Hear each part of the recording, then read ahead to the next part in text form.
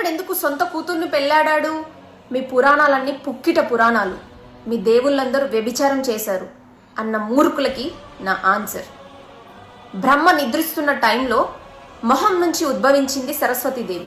ఈ యొక్క గ్రంథాలు ఏమాత్రం కూడా చదవకుండా బ్రహ్మ గురించి తనకు నచ్చింది, తనకి ఇష్టం వచ్చింది చెప్పుకుంటుంది.